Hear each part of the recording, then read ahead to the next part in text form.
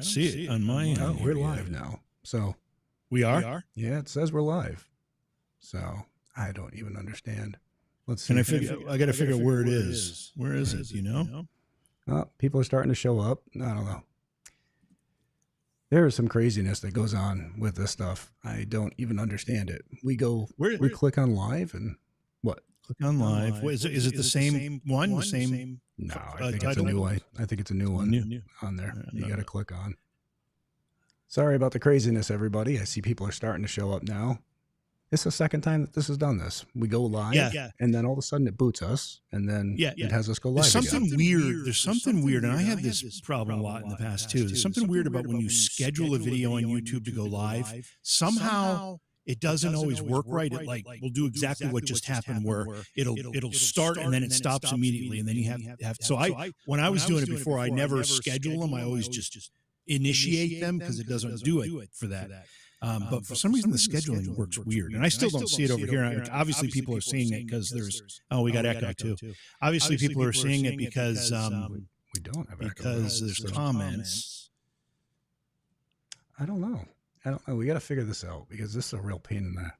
Well, you know what? So I know exactly where it's a pain in the ass. Oops, I said it. Yeah. So hello, everybody. I know everybody's starting to show up. Sorry about the typical headache that we get when we go live on this thing. So, all right, what are we up to now, Jim? Let's see. All right, we got 380 people, and there's still more joining. So, hello, everybody.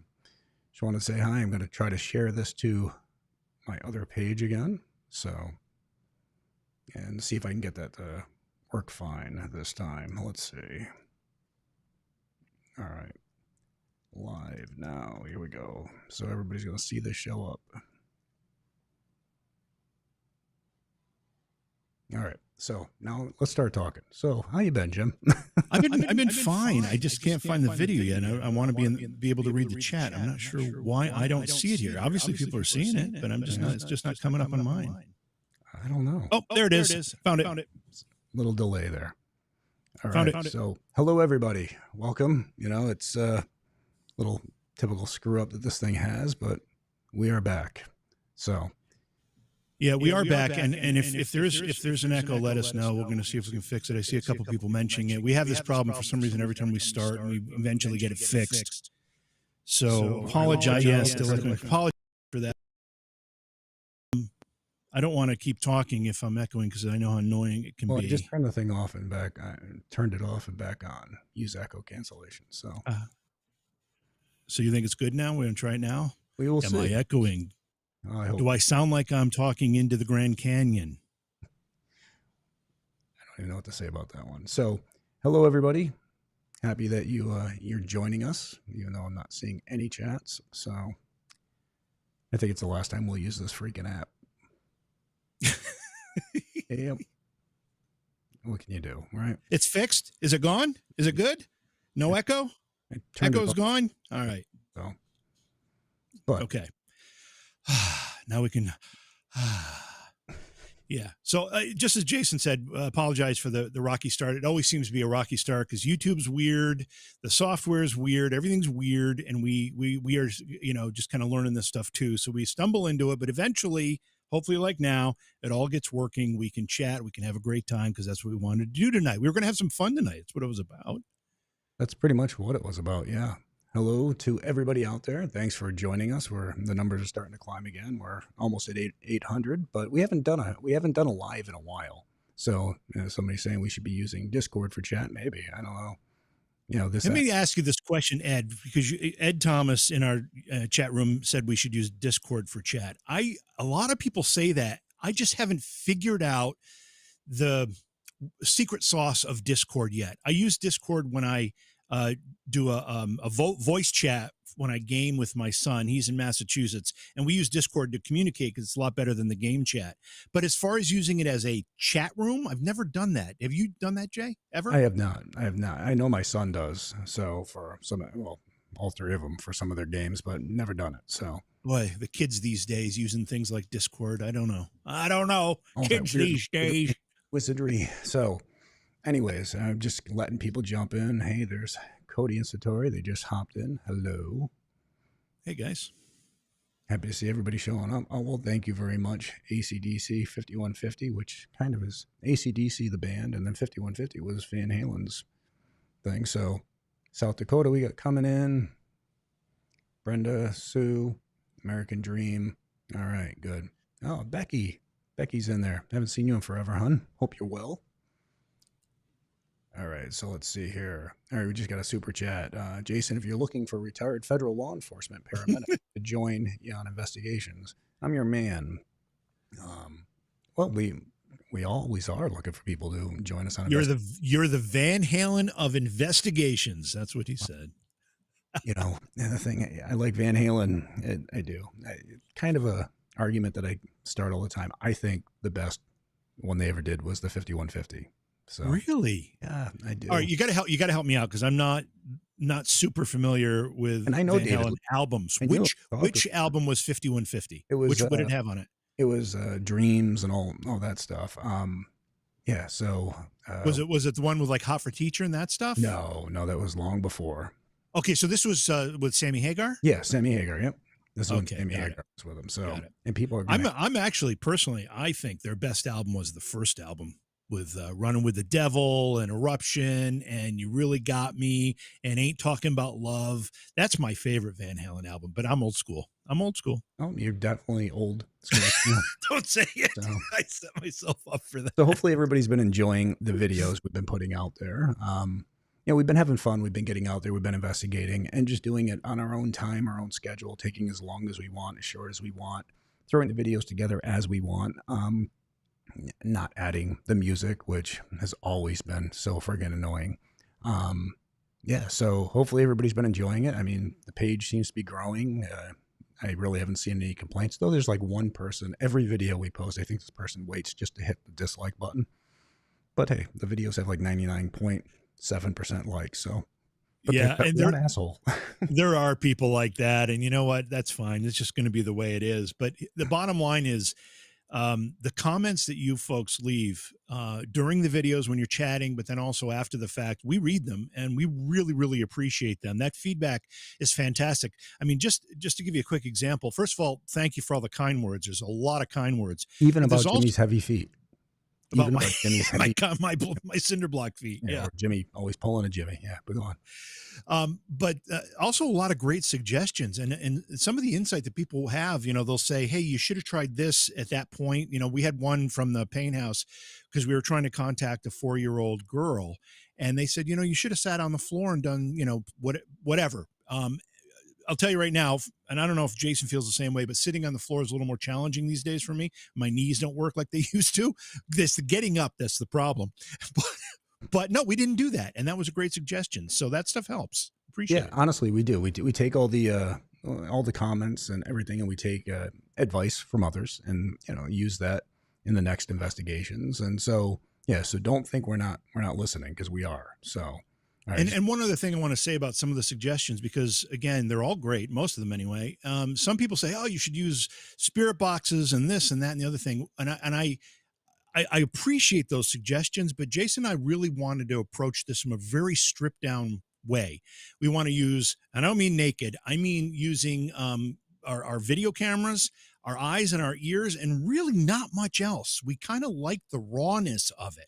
And we do have equipment. We got a bunch of equipment from our good friend Sean over at Ghost Stop, and we do use that periodically during certain investigations and for certain reasons. So that does come in handy. So, but let me just get some of this. So, Mary Jane Jarvis, thank you for the $2 super chat.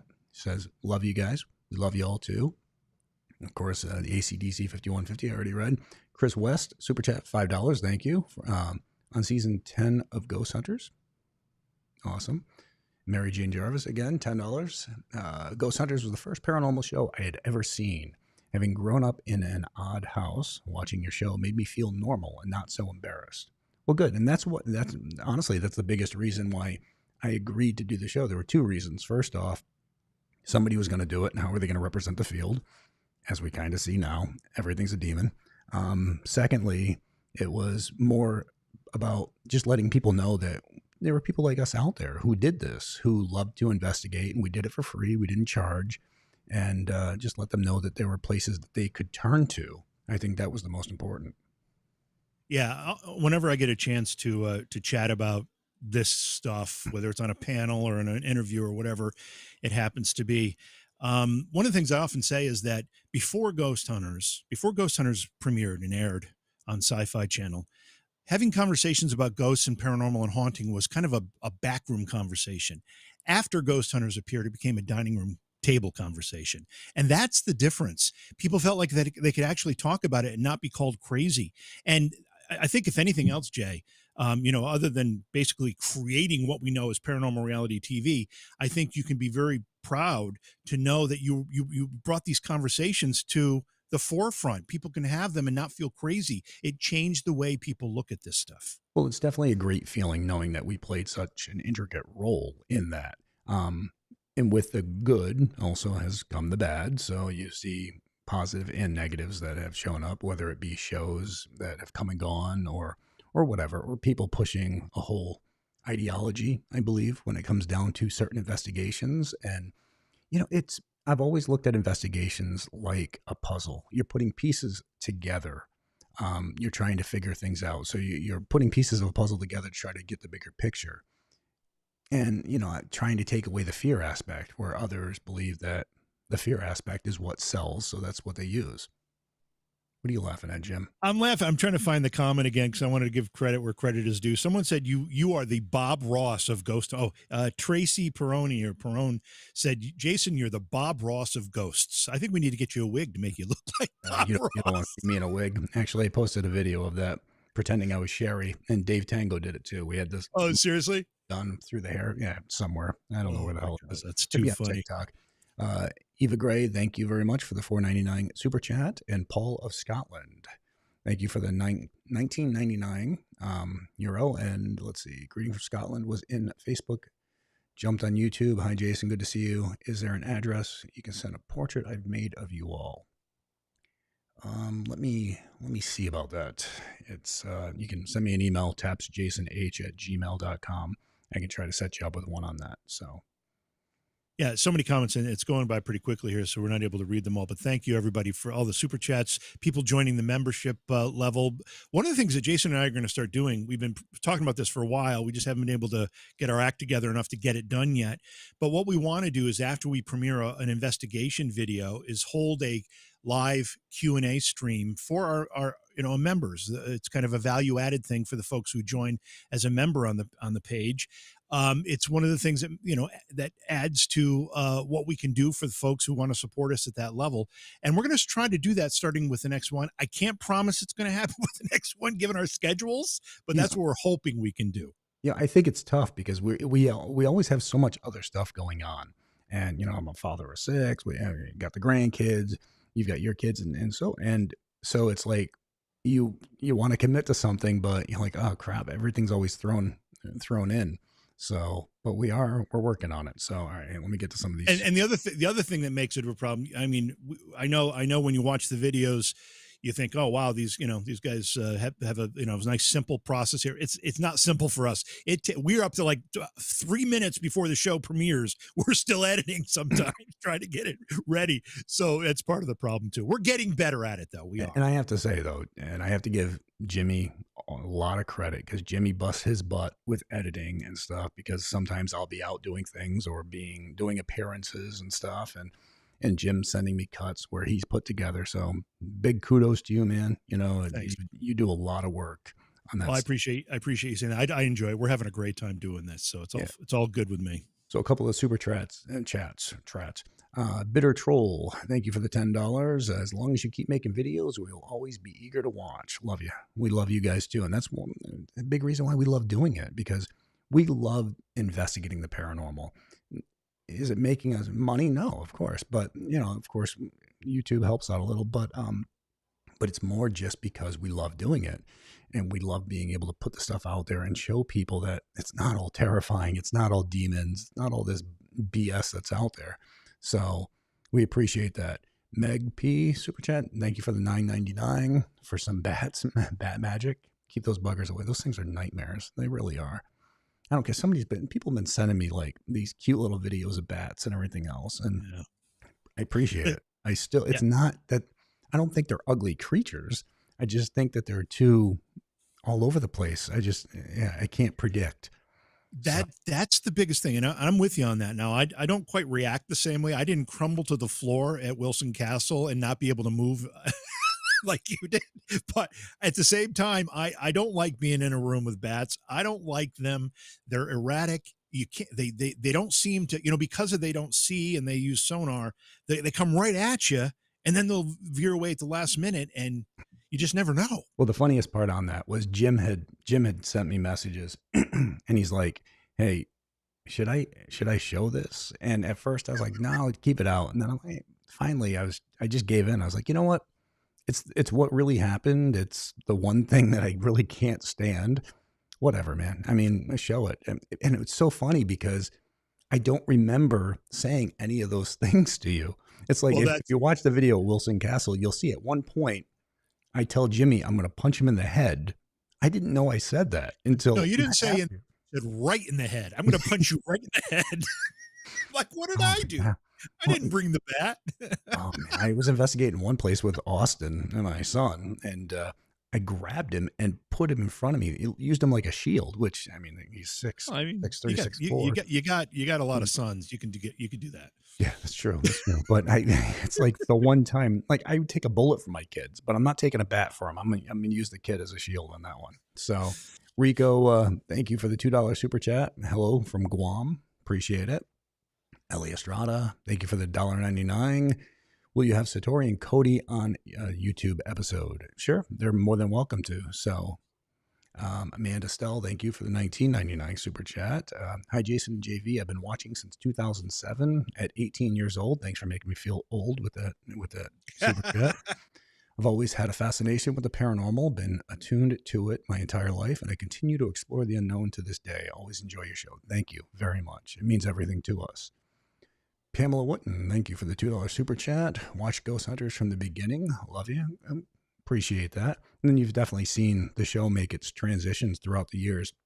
And I think that's important too, because we always just wanted to keep it real. So if issues with certain members and whatever, I mean, it's there, it's on camera. So Entity 7 Paranormal, Joe Vitale, he's a good friend, good guy. Thank you for the $4.99. All right. Betty Wood Miller, super chat, $5. Thank you, Betty. I've been a fan since the first episode. Keep them coming. Appreciate that. Jesus, Jim, you want to start reading some of these too? Well, I want to thank Meg P for gifting memberships. I'm not sure how many are here. It looks like 10 or so, but thank you so much. And folks, if you're in the chat room and all of a sudden says you were gifted a membership, I think it tells you who gifted it. That's somebody who has generously just bought a bunch of memberships and it randomly throws them out into the chat room. So thanks, Meg P, for doing that. A lot of people will have a lot of gratitude to you for doing that, and so do we. Karna Nix, thank you for the $5 super chat. If it's not you or Josh Gates' show, I won't watch. Everything else feels too over the top. Thanks for taking the fear away, and greatly appreciate it. Kelly Williams, thank you for the $10 super chat. I got my start at 9 years old with an old tape recorder and my dad's old Polaroid. I would sit in the attic of an old farmhouse we moved into that was built in early 1870s. 9-year-old nerves of steel. And that's the best, because when you're young and you start off knowing, or you're growing up knowing that these things aren't scary, then it makes it so much easier. It's when you're 20, 30 years old and you've been raised watching Hollywood movies that everything's terrifying, it's so hard to try to overcome that at that point. That's why all my kids have always grown up. We make a joke, but they grew up paranormal, where the paranormal was the normal in our household. So Diana Thill, thank you for the $5 super chat. Bats for you are like spiders for friggin' A. They are. And Heather Nowak, thank you for the $4.99 super chat. So Gunnar asks a really good question here, and I know we haven't really gotten into questions, but I'll lose it if I don't ask it now. But Gunnar says, I'm curious, if a residual haunting is based off of energy in a location, is it possible to have a residual haunting occur when that person is still alive? And I'm just going to give you a quick answer, and I'm sure Jason's got a lot more. But I've had people that I've interviewed over the course of the years that have experienced that very thing. Something, and some people call it out of body experiences, and there's a lot of different ways to define it. But I think it all comes kind of to what Gunnar just said. So go ahead, Jay. Well, actually, we wrote about a case in our book, in Grant's first book, which is New York Times best-selling book. it was a living individual, and there was a residual haunt of her in that house, and it was from a traumatic experience that she had. And I mean, the story's in there, so you can check it out. You can definitely see it. So, Jennifer says, I loved it when he said, I will burn this all down when he was running from the back. I don't even remember. I feel so stupid. I even said it to you when you're trying to get me out of the room, because I had to watch the video after. You're like, you got to watch this. I mean, I told you right out. I go totally stupid. Yeah, you were brain dead for a few minutes. I did. It's horrible. I'm like, go, just go out the door. Go. Like, I don't know where I'm going. Just go out the door. And hello to Jen. I hate social media. She's our mod, so greatly appreciate it. All right. We're gonna. I don't know if there's a better way to do it, because there's a lot of great questions and a lot of comments rolling through here. But if anybody has any questions about any of the stuff they had seen in one of these investigations that we're doing, there's been some controversial evidence, or at least some things that may or may not be paranormal that we could talk about. And we like putting it out there because we want people to make their own decisions, draw their own conclusions. Yeah, that's really important. And there's and a lot of times, like I had somebody, I think I say we in the channel on the video comments, somebody said, oh yeah, you cut away just as this was happening. And obviously you set it up. No, that's not the way it works in that particular case. And I'm talking about the image in the mirror here. We didn't even see it at the time. We had no idea that was there until we went back and started editing and looking at the footage. But no matter what, there's always going to be somebody who says, you set it up. Well, I mean, we didn't set it up. And even beyond that, we're not saying it's paranormal. We're exactly out there letting you decide. And that's the thing that drives me crazy. So yeah. And that's what I wanted to point out. A lot of times, we will show things that we may have determined, okay, we don't think this is paranormal. At least we don't have any way to say it is. We didn't investigate it enough. We didn't know what was happening, whatever, but it's still worth showing so people can see it. I mean, it's still worth you having a similar experience to what we had, whether we think it's paranormal or not. Yeah. Carla L, thank you for the $1.99. When is Satori and Cody's wedding going to be big? I believe they're planning to have it 2025. I mean, Satori and Cody are in the chat. They should answer that question. But I believe it was 2025. So I can't believe we're talking about 2025, period. I think I'm invited. I wouldn't. If you play your cards right, you might get an invitation, Jay. We'll see. So, Cole, thank you for the $10 super chat. Do you believe a property can be a train station where there are different voices and different things happening every time? It doesn't seem to matter on the time of the year or any change in my home. I think their places can be more active, or it's tough because when it comes down to certain locations or certain people, I feel like just the type of energy they give off. Think of it like a lantern in the woods attracting moths. I mean, if these things can see different types of energy, then they could head to that if there's a weird light or something that's drawing them there. So, and Sam Pruitt, thank you for the $19.99. Keep up the great work. Missed the rest of the gang. Will they ever investigate with you and JV? Love you guys. Yes, Steve has been doing a book tour, and Dave just moved recently. Sherry was doing some stuff. Her son Nico just graduated.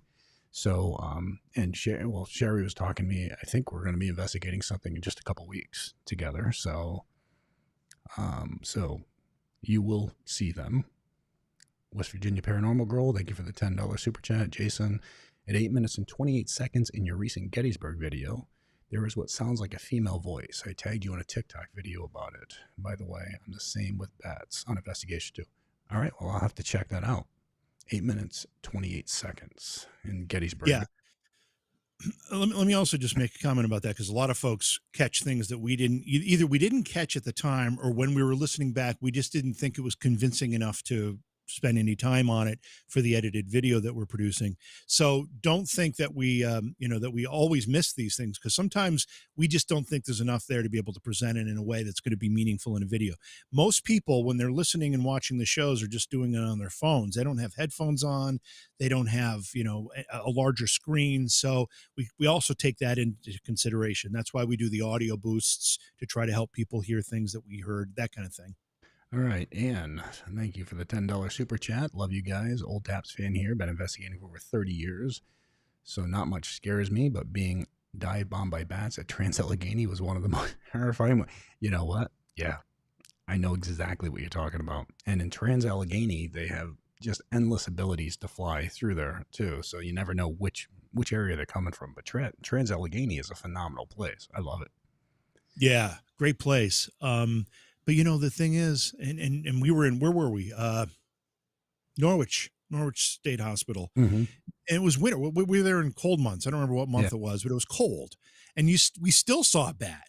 Yeah. Although I think it was hibernating, but it was still sitting there on one of the joists. Yeah, I think it was February we were in there. But yeah, so all right. Ari Stormborn, thank you for the $4.99 super chat. Aaron Gray of WGAT New Jersey 88.6 FM Mean Machine Radio Show. We'd love to talk with Jason sometimes. We're huge fans. All right, well, I would love to talk with you. So wait, hold on. Where is WGAT in New Jersey? Where is that? Oh God, because put that in the chat. Yeah, I was thinking that. And and I'm going to be I've got Michigan Paracon to go to, and then New Jersey Paraunity, which I love. And and we're also, I'm not going to say where we're going to be, but we're going to be out in New Jersey in the upcoming weeks. Yeah. So Jake Boss, thank you for the $2 super chat. Deidre Lee, thank you for the $10 super chat. Geez, these are coming fast. Shannon Libby, thank you for the $10 super chat. Love watching all the investigations. Love the story you told your daughter in an episode about getting calls about children seeing the man, seeing the top hat man you're talking about. Yeah. New England. My son used to see that man. Yeah. Top hat man is kind of a creepy story, but yeah, I've been following cases of him for almost 30 plus years. I mean, you remember the old map I had in my house? Yeah, of course. Yeah. All the marks every time somebody would see the top hat man, they'd reach out. Had all these little pins in it. So well, it's funny. I remember when we were doing Beyond Reality Radio, and we had somebody on to talk about Top Hat Man, and you knew more about it than they did. I was actually going to write a book on it at one point, but I'd said something about it, and all of a sudden, tons of people self-published their own books on it. Yeah, that's what happens. Anyways, Lil Sprite, thank you for the $20 super chat. Been a fan from the start, and so glad you continue to explore with us. Well, I'm glad that you guys continue to explore with us. So I think that's what it's all about. And Kate Carmichael, thank you for the $20 super chat. Hello from Brisbane, Australia. Oh, that's my weak spot. Those accents. Australia? Those accents. Yes. You should do an Australian tour. Yeah, I don't know about that one. I'd get myself in a lot of trouble in Australia. I'd just sit there and have the women talk to me the whole time. It'd be great for me, but bad for me. Also. We've often talked about getting warmer places to live during the winter. Maybe the thing to do is take a trip to Australia in our winter. It's their summer, and do it like a 6-week tour around Australia. Tell me if I'm right, Kate, or wrong. But Australia is kind of like a donut in its population, right? All the population is kind of on the coast, like a big donut, right? And then the center kind of has nobody. Is that right? I think that's right. I mean, Australia, isn't it the place where everything can kill you? I think everything can kill you in Australia. Yes, I think that is true. Aren't like seven of the most poisonous creatures on the planet are in Australia or something? Yeah. So, all right. So first off, I want to talk about. All right, hang on, Ari. Believe, but we do. Belleville, but we do remote. Oh, okay. Awesome. Well, let's see what we can do here. There's your answer, Jimmy. All right. So what was it? I'm trying to reply to something else. What was it? Belleville, but we'd do remote. So Belleville is where the radio station is. I don't know where that is in New Jersey. I'll look it up though. That's fine. Right. Thank you for whoever that was. So on one of the investigations we did, Burnbrae Mansion, a bunch of people brought up the whole thing about the baby doll head turning while you were in the closet, which doesn't even sound right, but yeah. So, and we didn't even notice that. So do I think it's paranormal? I have to say, do you remember bumping it at all while you're in there? Here's the thing. We spoke about this. Yeah, no, we talked about it. Here's the thing. It's deceiving. That room was really, really small. And I am, as you've noticed, the whole pulling a Jimmy thing wasn't made up out of thin air. I tend to bump into things and drop things or whatever. And I know specifically in that room, I had dropped my flashlight. I had dropped something else, and I was trying to turn around. I could have bumped that thing 20 times. I wouldn't have been aware of it at the time because I'm too focused on looking into the viewfinder. Even if you did though, just for its head to turn is kind of weird. Let's be honest. That is weird. So you'd think that you'd knock the doll over, but so I mean, we didn't even realize that the head turned. We posted the video, and people were like, "Oh, that doll's head's turned." What the hell? Yeah, no, we had no idea, and then people started mentioning it. We're like, "What?" And then we go back and look. We're like, "Holy crap!" And then, again, when you don't have an opportunity to investigate it at the time, all you can do is say, I can only assume that it was me bumping it, and maybe I hit the crib and it turned a little bit. You'd think you would know those things while it's happening, but you don't always realize it. You're so focused on, again, I'm looking in the viewfinder. It's pitch black in the room. I'm looking in the viewfinder so that I can see with IR what might be in front of me. At one point, Jay, you were hearing the door rattle, the doorknob. Door handle. So we're focused on things like that. Again, I'm dropping stuff. So it's just not, it wouldn't be honest of us to say, yeah, that has to be paranormal. We just can't make that kind of determination. Is very graceful on investigation. He's very graceful on investigations. So that's why I gotta add this, because this is how graceful you are, Jim. What is that? That's what is you that? winning the contest for being super graceful. Look. Is that a Burger King hat? What is that thing? I don't know. I put it together real quick right before the show. So you seem. Oh, you're making a "what the hell you doing" face. Okay, now I see. Yeah. So I put it together. What? Oh my God, that's hilarious. Well, that's freaking hilarious. That's all I have. Sorry. Put that back over here. I might have to wear something like that during the next investigation just to remind you, make you every time I walk out, you'll laugh. Like when with the things on my chest from the mics. It looked like googly eyes. Well, they didn't look like, they looked like extra nipples that were their shirt. It was so weird. So again, I'm Burn Bray. I had to make fun of it because I usually wear Henley shirts, and you can see my buttons here, so I can hide the magnet in underneath where it holds the microphone so you can hear me. Jim doesn't wear Henley shirts. He just sticks those magnets wherever they go, and it always looks like he's got these weird nipples sticking out of his shirt. Yeah, we got to figure something out, because on my shirt, like I tend to wear black t-shirts, my t-shirt of choice. So you don't see them in regular light, but in IR, the black turns white and the magnetic things look like googly eyes or nipples, depending on whatever. All right. Well. So, and also Jim told me this crazy story in Burn Bray about a watermelon head baby. So I don't know if you guys saw Burn Bray Mansion Investigation, but if you didn't, check it out, because Jim discusses this story of this watermelon head baby. Go ahead, Jim. Tell the story. Okay, so this is one of those like campfire stories. You know how there's one with the guy searching for the golden arm? That's a famous one. Has no one else heard the watermelon head baby story, where a family has a child and the child has this giant watermelon sized head? It's very grotesque to them. I mean, it's probably not a story you'd tell in today's day and age, but at the time, so they, instead of, what they decided to do is they built a room for it in the basement that it was basically stuck in and lived in, and they would feed it through the a hole in the door or whatever, and it stayed there all its life until it finally escaped. And then the whole thing is, you hear scratching or whatever, and it's the watermelon head baby come to exact revenge.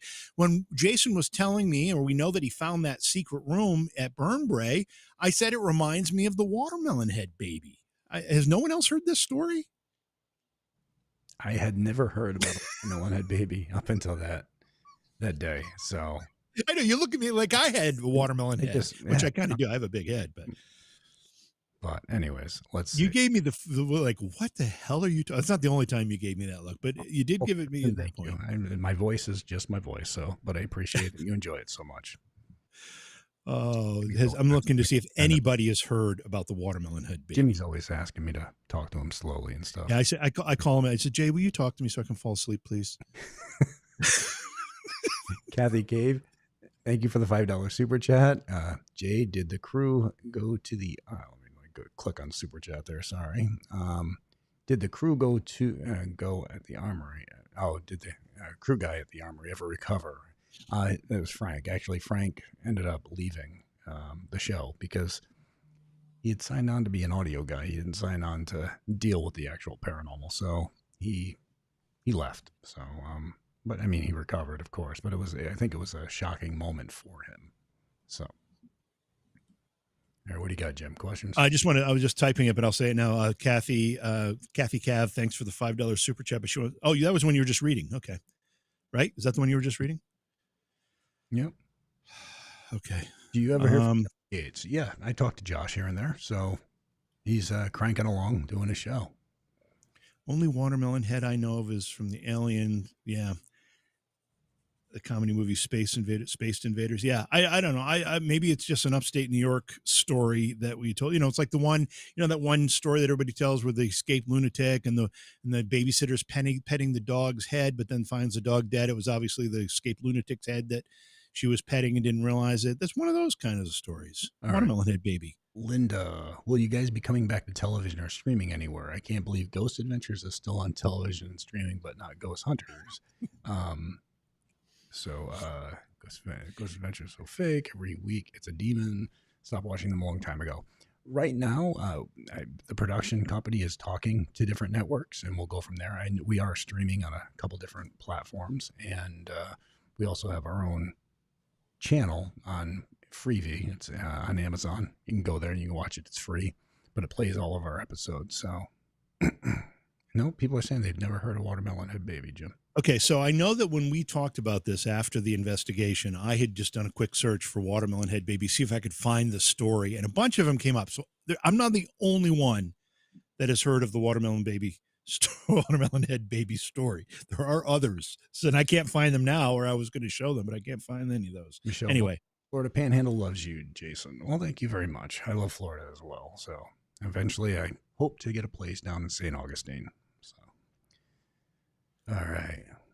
What do you got? So, well, we there were a couple things. You want to talk about any of these other pieces of evidence? Share any of that stuff? I mean, there's some other things that people have been spending a lot of time commenting on, and that we thought it might be worth talking about. Real quick, Monica, you asked if I ever hear from Steve. Yeah, I talk to Steve all the time. So Steve's he's out doing his little book tour and cranking along with that. So, all right. So.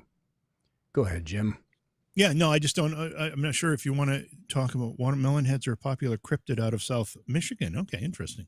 I haven't been able to tell if anybody's been asking any questions about any of the evidence or any of the things with any of the investigations, but I know that we had a couple from the Payne house that we might want to chat about. Yeah. Completely up to you, whatever you think. Yeah, we can do that. Beverly, ever talk to Grant anymore? We don't, we wish Grant the best, all of us, but I think we've kind of all gone our own ways, and he made choices that affected everybody. And so we wish him the best. Haley Brown, what are your thoughts on Zach Baggins? I don't know Zach personally. I've only talked to him, I believe, once or twice on the phone. So I really can't comment too much. I think you're going to have to go on people who know him personally and go from there. I'm going to need you guys to do 2 to 3 investigations a week. I'm always left more. That's a big order. That is a tall order. That is a big order. So, all right. Bitter Troll Super Chat, the $5. Thank you. Melon heads are a popular cryptid out of South Michigan. Yeah. On this episode of Ghost Hunters, watermelon head babies. I like that intro, Tindra. On this episode of Ghost Hunters. Watermelon head babies. Story about watermelon I did not make it up. It scared the crap out of me when I was a kid. I'll tell you that. It really traumatized me. So, all right. So let's see. All right. Let's talk about the Wilson Castle. All right. Wilson Castle. First off, let me just say, phenomenal people at Wilson Castle. And they totally gave us the property. They left for days. We had full access. We had the key to get in and out, which, I mean, they left a castle to us, which is amazing enough. But just the property, the history behind it is crazy. The activity there was nuts. And you can check that out. So Wilson Castle, of course, in the second half, that's where I had my terrifying bad experience. But I mean, we also had the light turn on, and we caught the sound of it, and we were able to recreate it by me heading back to that same spot and having Jim flick the switch. And it was 100% the same sound, which is amazing. So Wilson Castle was just incredible. I would go back. Yeah, fantastic place, gorgeous place. And anybody who is looking for a place to go, and even if you just do a walkthrough, but anything you can do to help them in their effort to restore that building into its former condition is well worth it. It's such a beautiful place. Regarding the light switch, here's the thing: we did recreate the sound, we matched it up perfectly, but we could never really account for how that happened. Oh. I mean, it was, we're thinking, or at least I was, okay, well, the light went on and off or whatever. But then when you add the fact a switch actually got moved, and it wasn't like a modern light switch where they move really, really easily. This one required some effort. And how does that happen? How does that happen? Well, and the funny thing is we heard the click, but we didn't associate it with the light. So we heard the click, we heard noises, it sounded like voices and things like that. It wasn't until we walked out in the hallway that we realized that light was on. And then we were like, what the hell? So went back and able to do it again and recreate that. So, I mean, that was amazing to me. That really was. Yeah. And when we started to investigate where the light switch was, we noticed that it was pouring outside. It was really raining heavily. And we noticed that there was water seeping down the wall, probably because there was a chimney there. If you remember the video, there was a fireplace right next to where that light switch was. So there was a chimney there, and there was probably some bad flashing on the chimney. So water was coming in, and it was making that whole wall really, really wet. But that would explain a short, but it wouldn't explain a switch moving. Which, going back and forth. Yeah. Yeah. So. Yeah, that was pretty cool. That was pretty cool. And the other thing that happened at Wilson Castle was the music box playing at what? That was 2:30 in the morning. I can't remember what time it was. Was it 4? I don't remember what the time was. Randomly started playing on its own. I mean, that was pretty wild. And we talk about using equipment or not using equipment. What's that, Jay? Spooky as hell, though. Yeah. I wish we had a camera on it, but you saw what appeared to be an orb or a bug or whatever go by. And then it started playing. Yeah, and a lot of people give us heat for showing that little object coming by. And again, listen, of anybody, if you ask Jason or I, you will hear a dissertation about how orbs are not paranormal evidence. They're bugs, they're insects, there's so many other things. However, and I'm saying that in 99.999% of the time, there's always a possibility of something else. However, the way that played out on the security camera that we had left running all night, that whatever it was floated by the camera to where the music box was, and then the music box part started playing. If we didn't show that, we would have been derelict. It was part of the sequence of events. We needed to show it and let you draw your own conclusion about that. And some people are asking where they can see the episodes. If you just go to youtube.com/Jason Hawes, they are right there. So you can watch. We also do 360 video tours, all right, so we have Varnum Armory coming up. And I have to admit, I think I screwed up. I lost the 360 footage from Varnum Armory, the episode. In my defense, I think I overwrote it. I was doing the Make-A-Wish for Connor, and when I was down in Tennessee, and I had the 360 cam that I took down there. And so I did the whole Make-A-Wish investigation with Connor using the 360 cam, and I think I deleted the Varnum Armory 360. So contact Pat and see if I can get in there and do another 360 walkthrough on it. He was terrific, I'm sure. Pat? Yeah, he's phenomenal. Yeah, the guy who runs Varnum Armory. I'm sure. Phenomenal guy. Yeah, we've been working on that episode, which we plan is to premiere it a week from tonight. But that was such a cool place. And I'll say off the top of our heads, we didn't have a lot of paranormal stuff happening there, at least stuff that we could contribute to that. But the place is so amazing with so much cool stuff and so many great stories behind much of the stuff that alone is worth a whole episode. ACDC, thank you for the $1.99 super chat. Jason, fan of old Art Belle, Ghost to Ghost shows. Yeah, I knew Art, talked to him a bunch of times, and he was a great guy. So Lizzie McQueen, thank you for the $5 super chat. Character looking really impressed, saying, whoa. Lost Shauna? I'm sorry, Jay. Shauna, by all means, ask a question. You don't have to super chat to ask a question. The only thing with super chats is that it's easier for us to see them. Otherwise, it could scroll by. We'd miss it. So, yeah, just go ahead and ask your question. If you ask me, if we don't get it the first time, maybe ask it a time or two again, and hopefully we'll get it for you. And Lizzie, thank you again for the super chat. I've been watching since International. Missing watching you here in the UK. What's in the future for Ghost Hunters? We're currently working on that right now. So I don't want to be with a network that's going to make us only streaming, because I don't want people to have to pay extra to watch us. I want to be on a network where we air on linear television and we can stream. That's fine. And I also don't want to be in a network that wants everything to be demons. I'm not willing to sell my soul for anybody, and or sell my belief system for anybody. So just not worth it to me. Yeah, and a comment about that, because Jay's absolutely right. So many of these programs on TV, they need to outdo each other, so everything's a demon, everything's a witch, everything's a whatever. And when Jay and I started talking about doing these investigations, we just wanted to get back to the basics, back to the roots, and just do them real and raw, and just present it the way we see it. And if we catch something paranormal, excellent. If we don't, it's still a great story and a great journey. And we tell those stories and we help you experience that journey with us. So far, we've had some great paranormal stuff too, so I'm not complaining. But the thing that's been so humbling and heartwarming to me is how many people have said, thank goodness, saying to mostly Jay, because they've made this trip with him for so many years, but thank goodness you guys got rid of the music, got rid of the flash, got rid of, not everything's demon, you're just doing it, in the rawest form. I didn't realize how many people really missed that, Jay. Yeah, and that's what it's about, man. So, Aaron, thank you for the $5 super chat. Hey, guys, if you don't mind sharing, have your paranormal experiences influenced or changed your perception of religion in any way? If so, how? I don't want to get too much into religion, because people's belief systems are theirs. I was born in a Roman Catholic family, but I grew up believing that there's a higher power. But there's a lot of religion that I don't follow because of the belief systems and so forth. But I do believe in a higher power. I just, yeah. So hopefully that explains that. Brett, thank you so much for the $20 super chat. Fun to help set watermelon head free. Okay, thank you.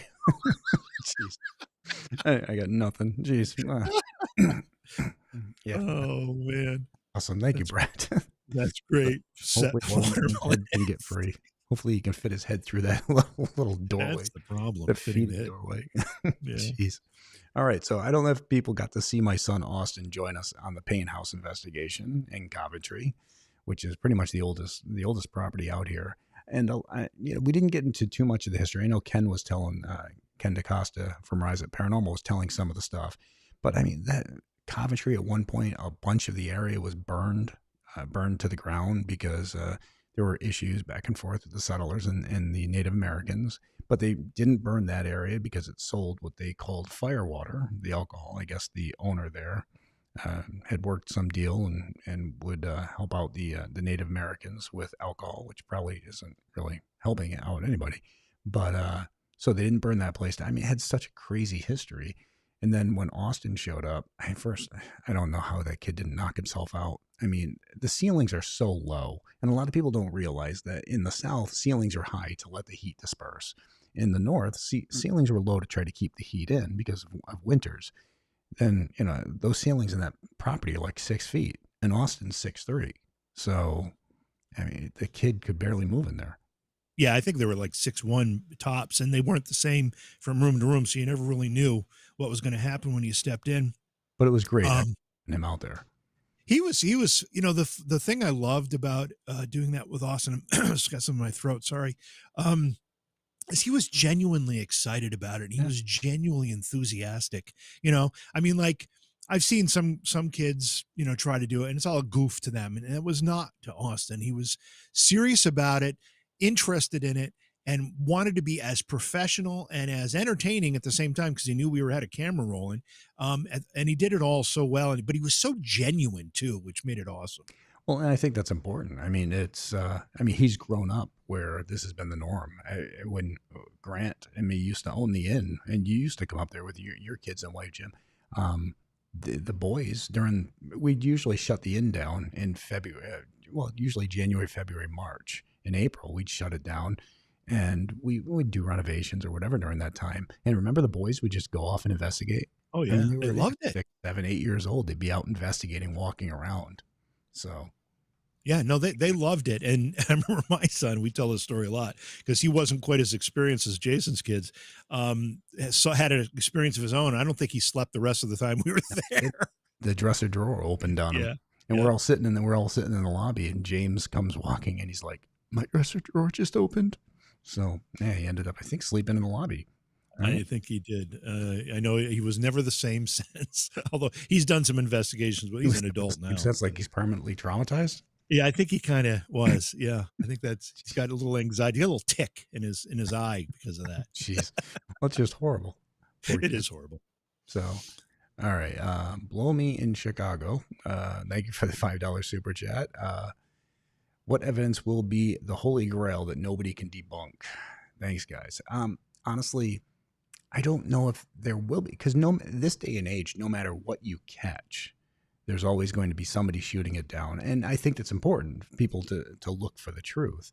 But this also, in this day and age, you need to remember that there's these younger generation who's grown up with video and video editing, and that's the problem. I mean, a lot of them can add whatever they want into a video, and it's almost impossible to decipher what's real and what's not anymore. And I think that opens up a dangerous situation, let alone now. I mean, now they're using AI in some of the videos as well, which I'll use AI in the opening when I'm doing the opening, and I can't find, it's not like I can pull up a picture of, from 1600s or something. So I'll use AI to recreate to the best of the ability. I won't go deep into it, but we'll never use video or any AI or manipulation. That's just not us. And the problem is you need to be careful because some out there will. So Nicole Bowling, thank you for the $4.99 super chat. What is your favorite equipment to use on an investigation? Common sense. Common sense is, I think, the most important piece of equipment anybody can have, and not enough people have that anymore. But beyond that, I like the thermal. I like video. I'll tell you, the things that just measure the environment around you, those are the tools that I think are kind of useful, whether it's measuring heat, as in the thermal, or some kind of sensor for noise or vibrations. Those things make sense to me. It's these crazy apps that don't make any sense to me, because I don't know anybody who's sitting in some cubicle doing software coding and has figured out the right computer code to talk to the dead. I just don't think they've done that yet. No. So that stuff kind of drives me crazy. And I also find it very, very frustrating when I'm working with investigators and all they're doing is staring at a screen. Yeah. That's frustrating. Jenny, I mean, your eyes and your ears are your best tools. Jenny Lynn says she works at Bailey Seton Hospital. She said the hunt was great, and she said it's always creepy there. Linda, jeez. All right. I know a watermelon. I got to say it. No. I know a watermelon head. All right. This is from Linda. This is not from me. I know a watermelon head. His name is Zach Baggins. You have to admit, oh boy, head, and you go to match. He is definitely not in it for the right reasons. I've watched you guys from the beginning, from the very first show. Do you think you would ever do any more international investigations? Absolutely. I would love to get over. I was actually talking with Beardo and stuff, because he lives in the area where there's a lot of castles, and he can get access to them. So I'd love to head over there and check it out. So Paranormal Crew, hello, how are you, hon? Sorry, Tracy, again, I think it's Peroni, asked JV, when did you start investigating the paranormal? And just quickly, when I was a little kid, my parents didn't have much money, and their friends didn't have much money. One of the things they used to do is that one of them, I think it was my dad's friend, had a van. He'd pile all of us into a van, and they'd go, quote unquote, ghost hunting. We'd stop at old cemeteries. It's probably where I heard the watermelon head baby story for the first time. And we'd stop at these haunted houses and sit out in front of them. We didn't go in them, and they would tell the stories, and we'd get all spooked out and have fun with it. But one of the houses that we used to stop at, the story was that, probably the same story in 100 communities. The story was that a man found his wife in bed with her lover, took an axe, killed them both, buried them on opposite sides of the road in front of the house. And every night at midnight, thank you for putting that up again. Every night at midnight, their ghosts will meet in the middle of the road. And that was causing a lot of traffic accidents there, because people thought they saw somebody. Well, that house just went up for sale. And I'm like, oh, I'd love to buy that house just because of those memories. And I actually went and I was going to schedule a viewing of it, and it sold like in an hour. It was done. It was gone. So I've been doing this since I was a kid, obviously much more seriously since Jason and I have been working together. Yeah. So Always enjoyed it. So I've been doing it since like 1990, JV since 1940. Stop it. They didn't have vans in 1940. Actually, they did. Oh, free candy. All right. Oh, yeah. Free candy. Will you be doing any investigations to the old GH team? Of course. I would love to. So, Eric Richardson, thank you for the $4.99 super chat. JV, money for rubber. Yeah. He wants me to get a bat with a string and a rubber bat on it and just like swing it in front of you, like when you're not expecting it, and see how you respond. This. Now you I know he did it in a super chat. Thank you for doing that. But now our secret's blown, Eric. We can't do it now. Oh man, can't wait to see Steve, Dave, and Sharon on TV again. Well, all right, let's see. Where did you? All right, Carrie Fabert asks, I've been watching Jason from the get-go. I'm new to JV and love you. Question, where did you all meet? Online dating. Yeah, well, yeah, it was actually before they actually had real sites on it. Jason created a website, said, bald man in Rhode Island looking for friend. Farmgirls.com.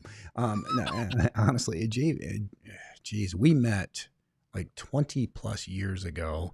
We were doing something at Rolling Hills out in East Bethany, New York. And honestly, we just struck up a friendship because Jimmy was from my old neck of the woods where I was born and stuff. So we're hanging. So we just started hanging out, and, restraining orders and everything later, he still follows me. So we hit it off really well, really quickly. And we started to work on some business projects together. We've done a lot of different things over the years. Had a lot of nationally syndicated radio show. We were on 108 channels across the U.S. and Canada. Yeah, that was a lot of fun. Yeah. A lot of fun. And we realized we had so many other interests that we enjoyed, like snowmobiling and drinking and all these other things that we really like to do. That we had. I definitely can't. All right, so I can't do it anymore either. Yeah, I cannot. All right, so JV was a very bad influence on me. Let's be honest. We went to Disney one year, and we took all the families down there, kids and everything else. And then JV and me were doing Beyond Reality, and we're like, all right, we need a week away. So for 4 days, we were like, all right, we'll head back down to Florida. And JV and me raked up. I don't even understand how, because we never ordered food. We raked up an $1,800 bar tab, and it was all friggin' frozen rum runners. I put on 15 pounds that week alone when just hanging out with you. It was friggin', I don't know if we ever paid that tab. No, we didn't. It was 4 days, and and we didn't. I mean, we knew we were hanging out having some drinks, but $1,800 later, like, oh my God, no wonder we can't see straight at this point. We had figured it out, and at one point, it averaged that we had to have had 18 to 20 drinks each per day to rake up an $1,800 bar tab. I mean, how does that? I don't even know how that's possible. I don't know how we did it, but it was a hell of a trip. And like you said, we both put on pounds from the sugar in those drinks. They were good, but man, there were a lot of sugar in those. You're talking about a massive crash when we stopped. Anyways, but yes, so yeah, there's a story for it. $1,800 bar tab raked up in Florida. So pretty proud of that, though. I mean, not many can do that. Yeah. Taryn says, I want a weekend like that. Well, Taryn, I'm sure you've had some weekends like that. Come on. I know you. I've seen you. I've hung out with you. You've had a few weekends like that. So your livers are as big as watermelons. That it should have been, I'll tell you. I think that was where I finally called it quits. I don't think I've ever had a frozen rum runner since then. Well, we should revisit that someday. Probably be again. I mean, I'll go have a drink with you, but Sharon Woodyacht said her wedding bar tab reached 3,500 in 3 hours. Well, nice. She definitely has a serious drinking issue. So, I know that I wanted to find Shauna's question here. Shauna, will you ask your question again? Because I can't scroll back. I mean, I can, but it would take me forever to find it again. And I didn't want to give you the chance to ask it. So all right, if you could just type it again. So Sharon Jason, JV, love you guys. Thank you for the $5 super chat. SM Hunter, $5 super chat. Thank you. Appreciate it. Let's see. Brett, again, thank you for another $20 super chat. I just bought an RV to do some traveling. Do you guys have any recommendations for spooky, can't miss Halloween spots I should check out anywhere in the nation? First, we were actually talking about doing that, grabbing an RV and going around and checking out some places. I mean, there's so many great places that you can check out. I'm not sure what area you're in, but I mean, geez, I've got 300 plus episodes of hotspots. So everything from here in Rhode Island, we have all the Newport mansions, right down to places like Ramsdale Factory. You can go all the way across the coast and checking those places out. But yeah, my favorite place, St. Augustine Lighthouse, Waverly Hills in Kentucky, the Crescent Hotel, which I'd love to get back to out in Eureka Springs, Arkansas. So yeah, there are great places all over the country, and if you're unsure as to how to find them, there are a couple ways you can do it. I mean, obviously, just quick Google searches for haunted locations in whatever area it is, but you can also go to, if you can find a paranormal group from a given area and ask them through their website, contact them, or Facebook page or whatever. They'll be more than happy generally to tell you what are some great places to check out in any given area. Or you can go to a website. Often they'll have their investigations posted, and you can from there figure out some places to go to. It takes a little bit of homework, but there's a lot of places, and you can find them everywhere. All right. So what do you got, JV? I'm still looking for Shauna's question. What's this? Chris says on Ghost Nation you found a couch that wasn't there. Can you explain? I don't remember that. Do you? Couch that wasn't there. Wait a minute. I'm having a hard time with that one. A couch that wasn't there. I'm hoping maybe was that like a spelled autocorrect word that wasn't supposed to be couch? I don't know. Maybe ghost. I know it wouldn't make sense if it was a ghost. I don't know. Okay. Jimmy Dugella, do you plan on revisiting Gettysburg? Yeah, we were actually just there like a month ago. So yeah, problem with Gettysburg a month ago is that it's the beginning of their busy season, and it's tough to investigate when there's so much activity in the town and a lot of noise. And the place that we were at the Inn at Lincoln Square, and it was great, but they could only really afford I don't mean financially afford, but their business was so robust that they could only really give us one night where they didn't have guests that we could go in and investigate. So they promised us we could come back in off season and spend a few nights there. And we're going to do that for sure. Spend a week there, he told us. Yeah. Yep. Marissa, will you ever investigate the Conjuring house? I have. I've investigated it on the show on Ghost Hunters. So, I mean, you could check that out. But, I mean, it's tough because you want to make sure the right history's out there for that location. I'm sorry. I was looking. Shauna, I don't know if you posted your question again. I can't find it. If you did, I'm going to keep watching. But, yeah.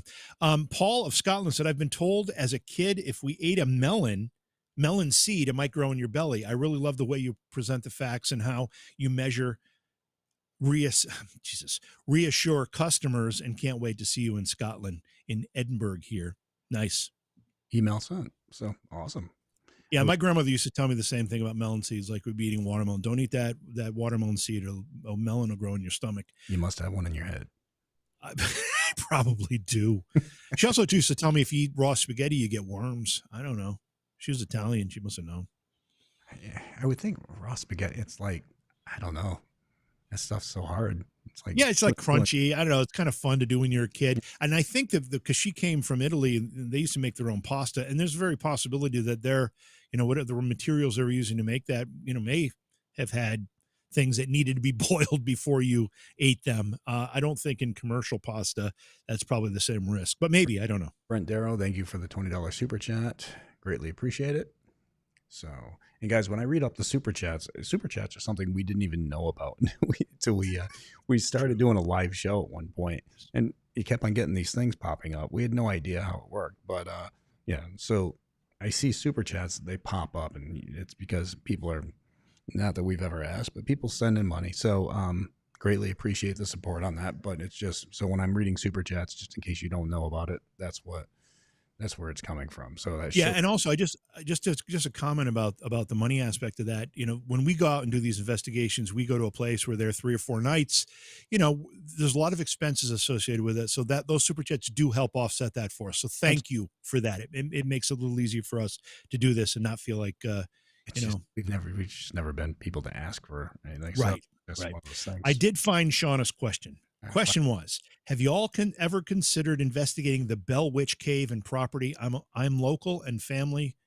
I am local and family friends. We would love to hear your take on it. Man, I know you and I've talked about yeah, this. yeah. I hung out with Belle, lady in the past. She was a very nice young lady. She was like a direct descendant. She was telling me all the history about it. I'd love to get in there. I'd love to check it out. Absolutely love to. In fact, Sean, I'm going to throw my email address in the chat. Send me information. And I'm up for porn sites. Do whatever you can. Just, once you get this, send it everywhere. Yeah. Yeah. Send some information. That's something we would love to set up. Absolutely. Great. What's your best starter kit for ghost hunting? Susie wants to know. Susie, I tell people, keep it simple. Don't get involved in, tons of gadgets that are just going to distract you and make it noisy or whatever. Just go in with your eyes, your ears. If you have a video recorder, that's great. If you've got an audio recorder, that's great. But you can hook an external microphone to your phone. I mean, yeah. So it makes it nice and easy. Yeah, just don't feel like you got to spend a ton of money to get started. You really don't.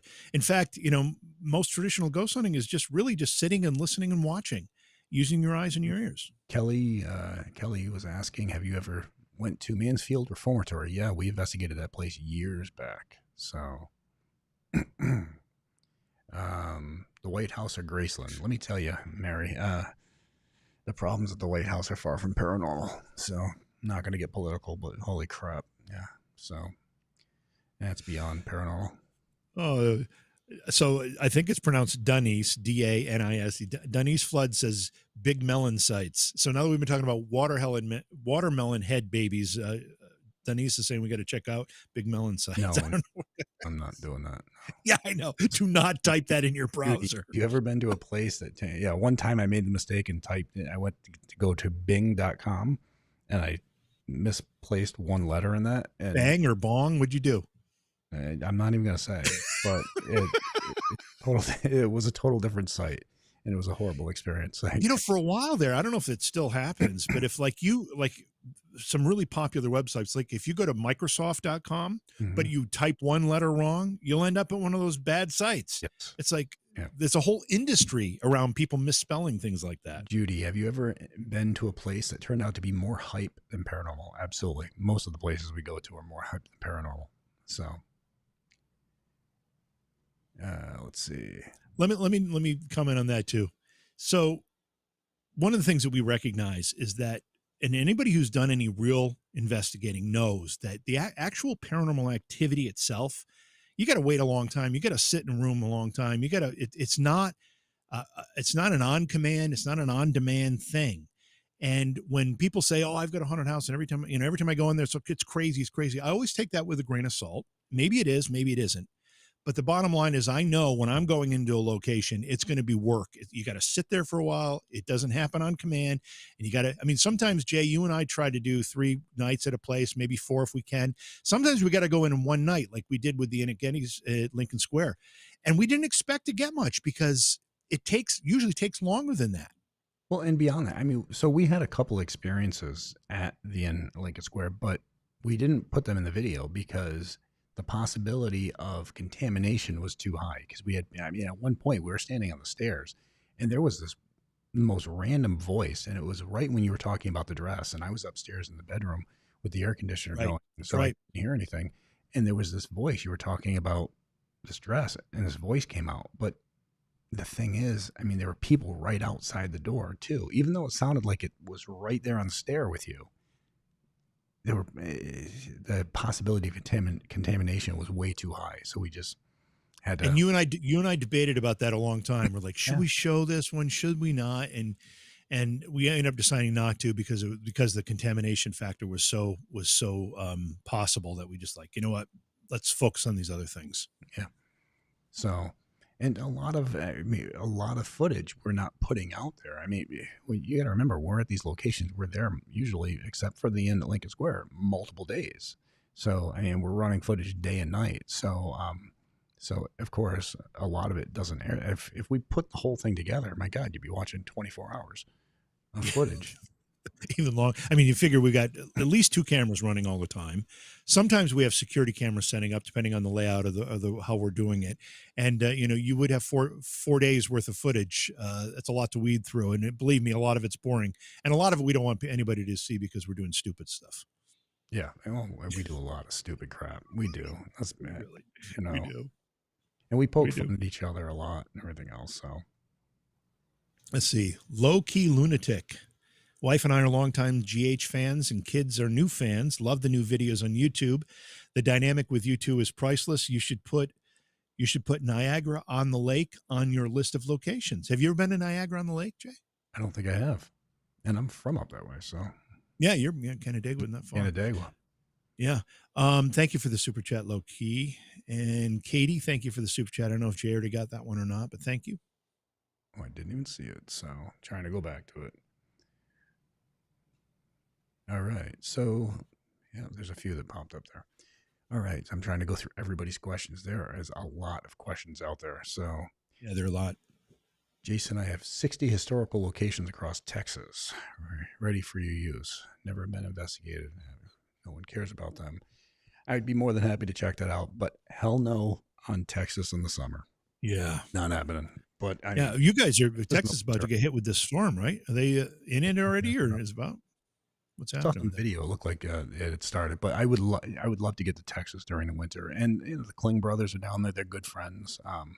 Yeah, I'd get down there and check it out in a heartbeat. But definitely during the cooler months, where I want to get the hell out of New England. Yeah, I'm with you on that too. So, even I'm definitely game for it. And the other thing that, hey, Ghost Sisters, good to see you guys, Mandy and crew.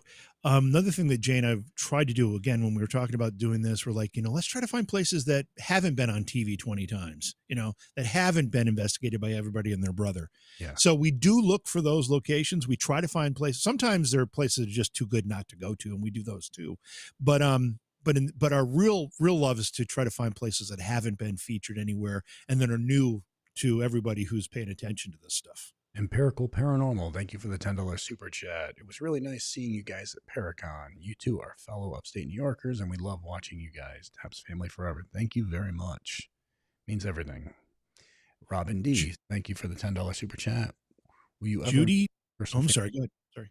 Yeah, or public place. Yeah, I, you know, the tough thing is when you investigate a family home, you're getting into people's personal lives a lot. So you need to be kind of careful with some of that. I mean, we've investigated homes where people have had drug or alcohol issues. There's been abuse issues and things like that. So those are things I don't want to put out there. Yeah. So, but I'm always game. Judy Jackson says, have you ever heard of Lilydale in upstate New York? The answer to that is absolutely. Jason's been there a whole bunch of times. I've been there with him a couple times. A good friend of mine right now, Gina Scarpino, who's a psychic medium, is holding a retreat there right now. Great place. And yeah, absolutely heard of it. You've had a lot of, been there a lot. Yeah, I used to have to do talks on Saturday and Sunday because they could only fit 1,000 people per day in the Palladium over there. And then we'd do a meet and greet. So we'd talk, we'd have 1,000 people there, and then we do a meet and greet with usually 2,000 to 3,000 people. I'm sure a lot of people in this chat have been to our Lilydale things. I mean, it becomes insane. So, but yeah, we've been there a bunch of times. You need to go back to Waverly Hills. I would love to. And I'll talk with Tina and see about getting out there, filming some stuff. Have you ever been to Green Lady Cemetery? Doug is asking. Seventh-day Baptist Cemetery in Burlington, Connecticut. That's in your neck of the woods. Yeah, I haven't been there. I was looking at buying a church in Connecticut. I meant to ask you what the heck happened with that. Yeah, it just needed too much. But there was this church out in Connecticut, and the actual history of it predated the Mercy Brown vampire story here in New England. It's where the vampire scare of New England started. But and that cemetery was right there in the back of it. But it's just that church needed so much work. When you buy a property, let's say it was this church or something else, the cemetery is property of the county, right? Yeah. You don't own the cemetery. Well, You can't buy a cemetery, this can you? one actually, the property was part of the church, though. Really? Yeah, so it was And part. it stays. So, like, if you Yeah. bought that, you would have been responsible for the Yep. cemetery. Yep. Oh, that's interesting. It was still part of that church, so Hmm. because it was the church land, church cemetery. So Interesting. St. Augustine Lighthouse was the best captured evidence ever. Honestly, Helen, it was a phenomenal place. So I'm going to screw this name up, but Blow Me in Chicago says, come to Watseka, Illinois, where the ghost was once possessed by a dead girl. Look up Watseka Wonder. The ghost was once possessed by a dead girl. I'm a little confused, but intrigued Yeah. all at the same time. So Yeah, I'm going to actually look up Watseka Wonder in Illinois. Okay, cool. We'll check that out. Thank you. all right, I'm trying to. There's chats are moving so fast. I know. There's over 2,000 people here. So hello, Jason. My first job was at the Spalding Inn. I'm originally from New Hampshire. Anyways, I absolutely love you too. Please come here to Edgerton, Wyoming. The baby graves. Okay. Well, Lisa, thank you very much. I just want to say, please. I just want to say that, if you're new to this channel, if you're one of the 2,000 plus people that are watching right now, and you haven't had a chance to check out some of the videos we've posted of these investigations that we've been talking about all night, you really should. We'd love to have you not only watch them, but also comment on them. Let us know what you think about them. If you see a lot of people catch evidence that we didn't catch, or recommend some points in the video that we should go back and look at, that's really helpful to us. If you have different investigation techniques that you want to suggest to us, we love hearing that stuff too. So if you haven't had a chance to check out the videos of the investigations we've done, take some time and do that. They're on this channel, on Jason Hawes on YouTube, so you'll be able to find them really, really easily. We've been to some great places already. We have a whole bunch of great places lined up to bring to you, so do that. Lori CO, seriously, do you think vampires will ever be a true thing? No, I don't think they were a true thing back then. It was consumption, tuberculosis, so many different factors that came into play, but it was the fear and the things they did to the bodies that I think make it so intriguing. And you got to wonder if there's hauntings attached to that. I mean, you die horribly, and then they do all these gruesome things to your body. I mean, Mercy Brown, they cut out her heart and liver and cooked it on a rock next to her, right in Rhode Island. You can look this up because Bram Stoker researched the story of Mercy Brown when he was writing Dracula. But they took out her heart and liver, burned it on a rock next to her grave because they believed she was a vampire, and then fed it to her brother, Edwin, because he was dying of tuberculosis, and he still died about a month later. But it's the fact of the craziness, the whole vampire scare, and just the lack of knowledge, I think, that is the most intriguing of the whole thing. Hello, Jason and JV. I grew up in Northridge, Mass, about 10 miles south of Worcester, right off of 146. When I discovered Ghost Hunters, I fell in love immediately.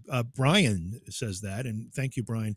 Are you close to, was it Grafton? South Grafton? That's where my son lives. It's got to be really close to that, right? Yeah, because Worcester's not even an hour from here. So yeah, it's got to be close. Barbara Shaw, thank you very much for the 1999 super chat. Hi from Castota, New York.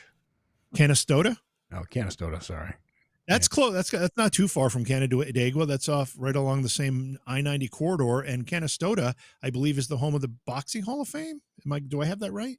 I used to own a radio station in Oneida, New York, which has served Canastota as well. So I think I got that right. Funny, I can't say that, but I can say Canandaigua. And you know how impossible it is for people to say Canandaigua here in New England. I know. Oh, no. Saying it is one thing. Reading, when you see how it's spelled, that's not what you want to say. You want to say something completely different the way it's spelled. Oh, yeah. Yeah. So, ACDC, thank you for the $4.99 super chat. Jay, you familiar with Resurrection Cemetery and the Resurrection Mary legend in South Suburb Chicago, or Bachelor's Grove Cemetery? Said to be the most haunted. I am familiar with that. So, I mean, and I definitely check it out, but it's tough trying to check out cemeteries and stuff because then cemeteries are tough. Then you have to worry about the younger crowd going there and just being malicious, damaging the stuff. Yeah, and that's the other thing I want to point out, because when we go to a location, we get permission. We get the authority to be there. We don't just crash places. There were a lot of people that were talking about our Bailey Seaton investigation because they don't let people do what they let us do. And so people try to think, oh, we must have broken into that because they don't let people investigate there. No, we got permission to be there. We were there legitimately, and we highly discourage anyone from trying to do any of these places without getting permission. Just don't do it. It's not right, and you could get yourself hurt. AJ21, will you ever investigate Skinwalker Ranch? I'll investigate anything. I'm not one of those guys who say, oh, the place is too haunted, I can't do it, or it's got demons, I can't do it. Screw that BS. I'll investigate anything. If it's got activity, I'll investigate it. And I don't blow things out of proportion like that or overreact about it. So yeah. Seasonal Home Splendor, Paranormal Reality TV, Jason, with everyone having Halloween decorations, are we going to see a Halloween episode? I'm sure we're going to do something near Halloween. We'd love to do something live too. I mean, that's something we've batted around. So we'll see. We'll see how it develops. We have talked about it. So Deidre Lee, and thank you for the $5 super chat. You guys should do an anniversary video over here at Rolling Hills in celebration of your first meeting and love of ghost hunting. I could see the romantic music. be like a Hallmark Channel video. Oh, geez. Oh. It's but JV and I have talked about doing, because we have the equipment. We have the equipment to be able to do a live broadcast. And we can't edit ourselves. We can't edit. I mean, we gotta. We have to train for filters it. On we that. We have to train for it because we do some goofy, crazy stuff that we wouldn't want anyone. Things that are really cancel. It could get us. Yeah, everything. Yeah, everything. Because we don't. I mean, I don't have a filter. I just say what I say. We're joking around most of the time, but it could be taken. People will be like, "Oh my God, he said this. Cancel him." Well, yeah. So if we can get that stuff under control, then maybe we can do something like that. Tindra says, I like outdoor investigations, creepy forts, etc. We love that too, but the problem with presenting that as an investigation, there's so much opportunity for contamination. You can't control the environment very well. And like Jason said, if we're in a cemetery, cemeteries generally don't have walls and doors that they can lock so people don't get in there. We don't want people to abuse a cemetery. They really are a place of peace, and they're sacred for the families that have loved ones in there. And we don't want people to abuse that. Robert Hunt, what is your advice for anyone wanting to start ghost hunting? Well, take everything you hear with a grain of salt. It's not that people are not that most people are trying to purposely trick you, but it's that their perception of something might be very different than what really happened. So you need to go in and just look for the truth, bottom line. And just remember, they're not calling you in to be your friend. They're calling you in to figure out what's going on. So you need to be able to decipher. You need to sit there and be at the point where even if they want a haunting and it's not haunted, you need to tell them the truth. So, and that's the thing. It's, I've said it so many times, and you've heard me say it, Jim, when people call me in, you call me in to investigate, not to be your friend. So you're either going to love me for my honesty or hate me for my honesty, but either way, it's going to be honest. So Jane Jones, thank you for the super chat. Jane says, love you guys. What are your opinions on ghost spirit box apps? And then also Goldfield, Nevada is a hot spot in more ways than one. It was 120 degrees there yesterday. Well, I've investigated the Goldfield Hotel in Nevada. So we've talked about spirit boxes and the apps a lot. We don't use them with what we do. I'm very, very skeptical of both apps and the spirit box itself. I will say the little asterisk on that is that I have been involved in a spirit box session or two where some things have happened and I'm like, okay, that's interesting. But as a rule, most of what people present to me from a spirit box, I have to say, sorry, that's just gibberish. You're making it what you want it to be.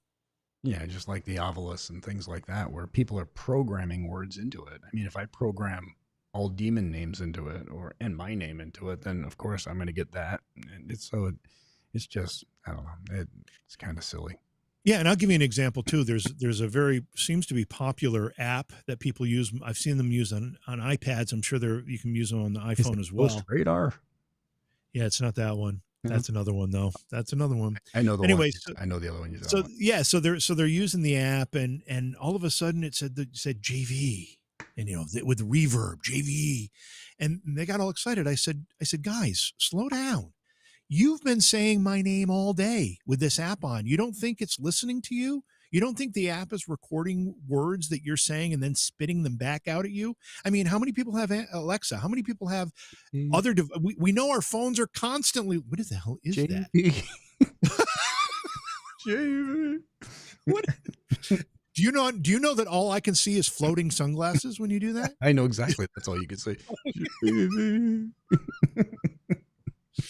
Oh my God, man. Anyway, these apps listen to you and they spit your words back out at you with reverb on them, and people say that's a ghost talking to them. I'm sorry, that's not what's happening, guys. It's just not. They're fun, they're entertainment. Those apps, have fun with them, but don't consider them scientific evidence. It's not. My God, we've been going an hour and a half. What the heck happened? We were like, oh, what are we going to talk about tonight? I mean, the second time we're going an hour and a half. First time we went about 15 seconds before I blew. Yeah, that's true. We did have 2 starts. Yeah, exactly. All right. So let's see. All right, some more questions. I'm having fun here. Listen. Yeah, a sip of color, a super chat, $2. Thank you. Have you ever been to Williamsburg, Virginia, or anywhere else in Virginia? Yeah, I've been to Williamsburg many times. And did you investigate there?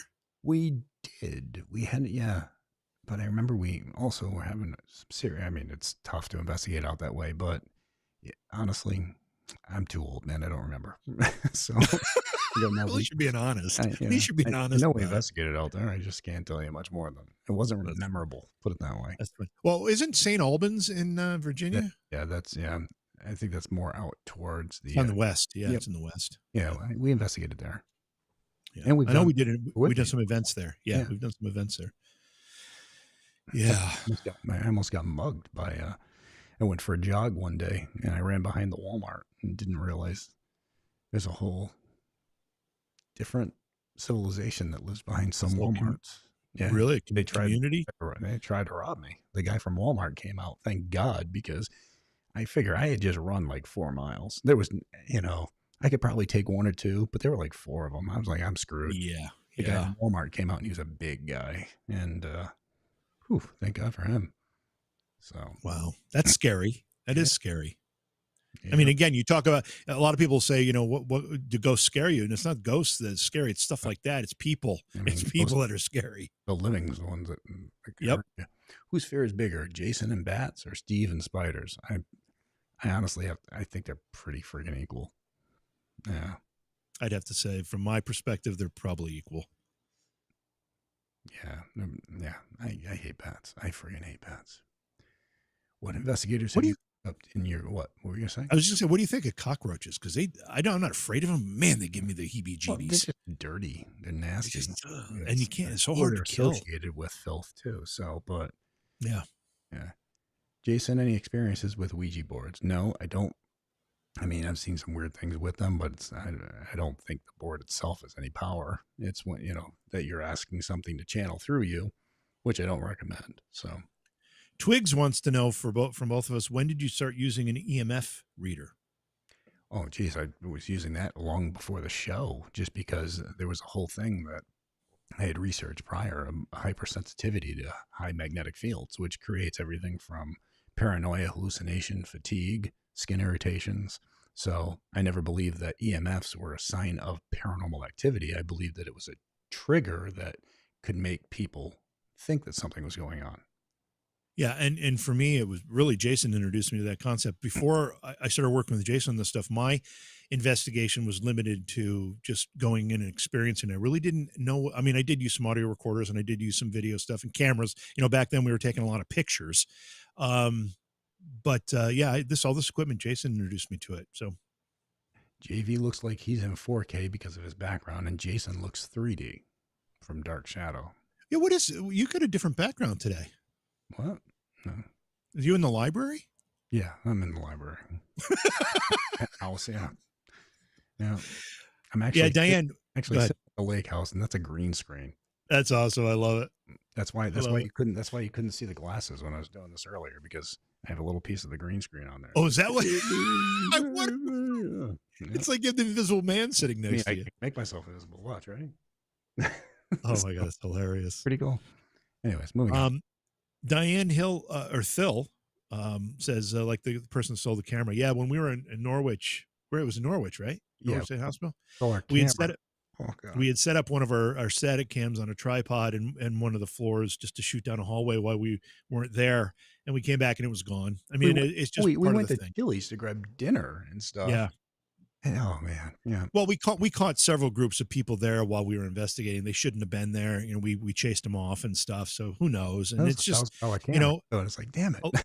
A lot of people were say sorry and thank you. But we also, as much as we hate that it happens, we know it happens and we do our best to avoid it. But at the same time, we're not going to not investigate something because we think that might happen. We still have to do what we set out to do.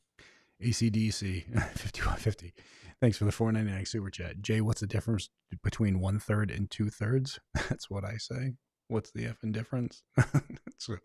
Yeah. What's that? Is that referring to something I don't know about, or am I missing it? It sounds familiar, but I mean, I don't know. 1/3 and 2/3. What's the difference between 1/3? In the plumbing field, that could make a big difference. So. Oh, Jason and JV, would you ever blow a death whistle? Yeah, who wouldn't? I mean, well, demon gonna come and get me? I don't. Yeah. I mean, one of the things we're there to get answers, and if we can do something that'll Divic box or whatever the hell you call it. I mean, yeah, Divic, yeah. I'm not gonna friggin' run from that. So. Yeah, no, I think that a lot of people talk about protection. We all have our own little rituals, whatever we do for self-protection, and I think if you're smart about it and you're respectful about a lot of this stuff, you can do some of this to see if you can elicit some response. I mean, that's what we're there to do. We're trying to get the response. Yes, Jetrid 2001. Thank you for the $2 super chat. Will you ever come to Idaho again? Yeah, absolutely. I'd come out there. So, Lisa, I don't think I've ever been in Idaho. Have I ever been to Idaho? Idaho. Yeah, I don't think I have. I've been like Wyoming and Montana, but I don't think I ever made it into Idaho. No, Idaho's cool. A lot of cornfields. Lisa Keys, thank you for the $9.99 super chat. Hi from Klamath Falls, Oregon. Been a fan since the Sci-Fi Channel days. Have you ever investigated in Oregon? I have investigated in Oregon. Cedar Woolley Hospital and things like that. Yeah. So thank you for the $1.50 super chat. Go on, Jim. Yeah, I was just gonna a question from Carmen. Jason, what's your definition of an orb? And I think that's probably a good question. Honestly, definition of an orb is moisture or bugs. But it's a true orb is, of course, a round type figure that's moving on its own and emitting its own light. Now, but that doesn't make it a ghost. So, and I can create orbs by turning off the lights and slapping or shaking a blanket and taking pictures because the camera digitalizes around the object that it's catching a reflection off of. So it makes it look round. But also bugs moving around at night, they'll look like orbs. Moisture in the air will look like orbs. So there's a lot of issues when it comes down to orbs. Yeah, when you can recreate it in a non-paranormal way anytime, you've got to take it with a grain of salt. And as Jason said, the keys for me are if it's emitting its own light, obviously that's huge. That makes all the difference in the world. If it's showing a sign of intelligence in some way, that's also important. If it reacts to a command or a voice or a question or something in the room, if it's reacting to it, then you have to look at it more seriously. But most of it's just some kind of dust or, like Jason said, insect flying by a camera, catching the light, whether it's IR light or a flash or whatever it is. And that's really all it is. Helen Back asks, will people use AI to fake paranormal evidence? We were talking about that earlier, and I 100% think that we're going to be running into that kind of a situation, to the point where I even I talked with Kenny Biddle and told Kenny about this whole Discord thing in Midjourney and this thing where you can create all these AI images. And now he's been on messing around with it because he wants to be prepared when people start trying to put fake things out there and claiming that it's real. And that's an issue that we're going to have to deal with as investigators, as debunkers, is the fact that there's people who are going to do things like this with hidden agendas. And it's going to get harder and harder to recognize the fakes.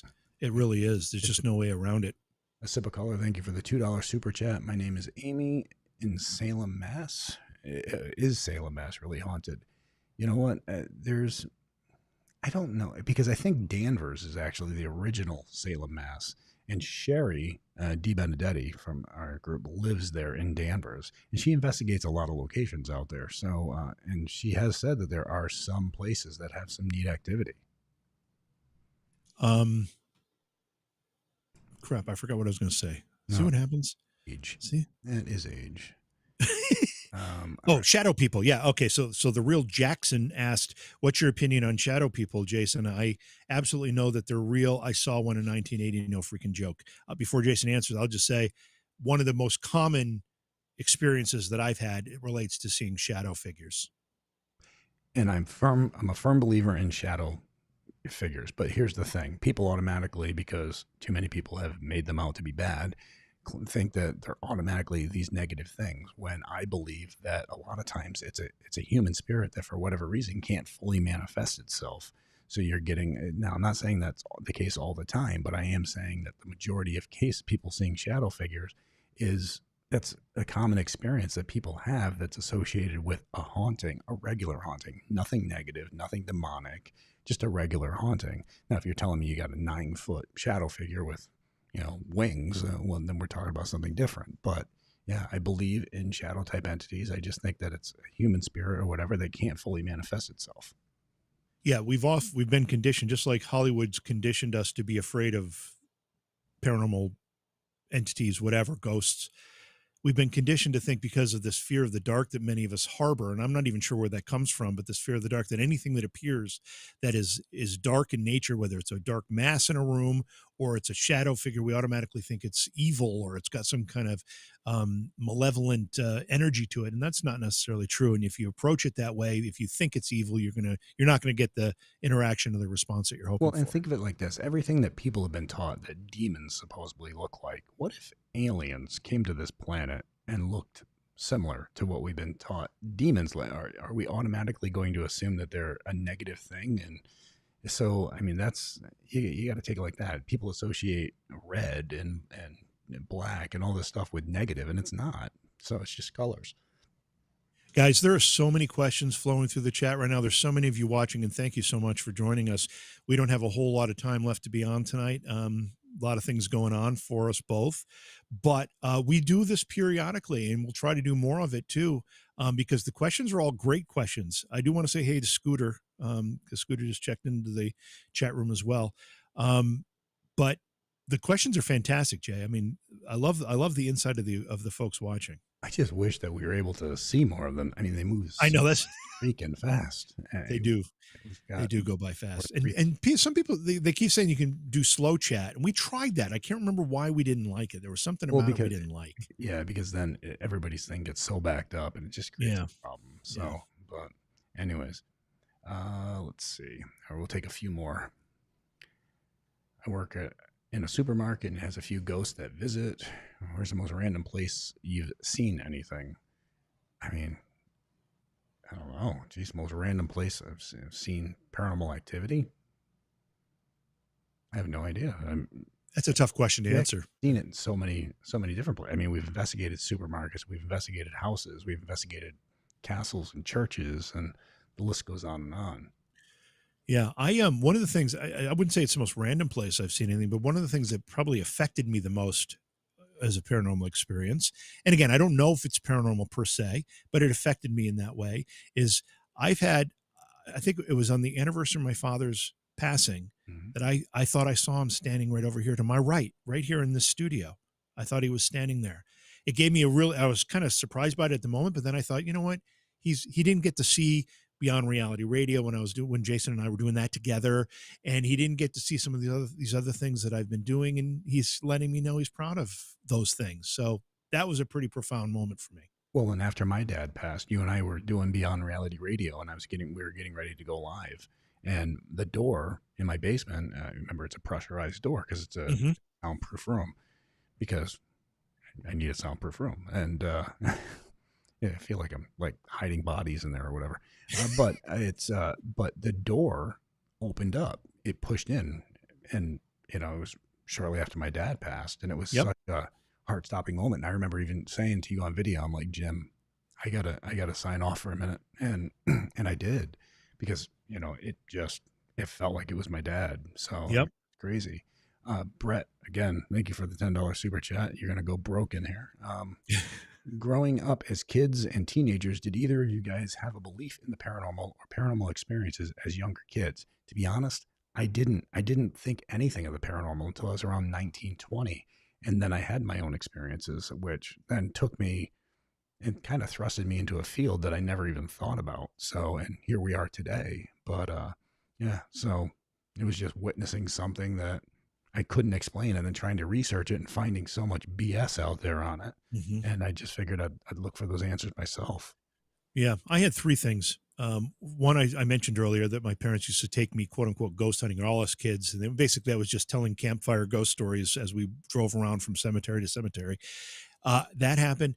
The movie Dracula, the first time I saw it as a little kid, scared the bejeepers out of me, but it made me fascinated about the undead and the afterlife and all those things. And then the third thing was I started to watch the Leonard Nimoy series, In Search Of. Yeah. And I loved that show as a kid. And it gave me a curiosity for ghosts, for Bigfoot, for UFOs, for, all the things that we would throw into the big paranormal category.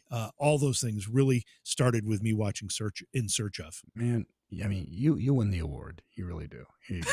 It sure looks like I won the award. Jimmy wins the award for that answer right there. Why do I look so excited in that picture? What the hell is happening? I don't think you look excited. You kind of look like you're getting a don't say it. Psychologist's office right now. Yeah, just say, okay, all right, Mr. Johnson, it's time for that exam. Yeah, there you go. All right, so what do we got here? Hang on. Jeez. All right. Any more all right, so no more super chats, guys. I think I mean, we're an hour 42 minutes in. I think we're gonna wrap it tonight, but we got to start doing more of these, because I mean, it's been fun. I mean, we just had almost 2 hours go by and it doesn't even feel like it. But I want to say thank you to everybody for tuning in, and if you haven't yet, subscribe to the channel. It's free. It's just youtube.com/Jason Hawes. We don't charge. I mean, you can watch all the videos for free. Nothing, there's no cost to it. Just check out the investigations, and I think you'll find something that you like. I mean, we also do the 360 videos where you're able to go in and actually tour the area that we're investigating in 360-degree view. Yeah, so that's it. What do you Yep, and we're trying to throw a couple of new investigations up every month. I mean, it really depends on our schedule to get out and travel and do the investigations. But we're hoping to be able to at least do 2 a month. Every other Monday night we premiere one. That's what our schedule has been. We hope to continue doing that. And the more you folks like them and comment on them and share them, and we think, hey, people are actually enjoying this, we're going to keep doing it. Absolutely. So, hey, much love from us to you guys. Keep it real, and on to the next.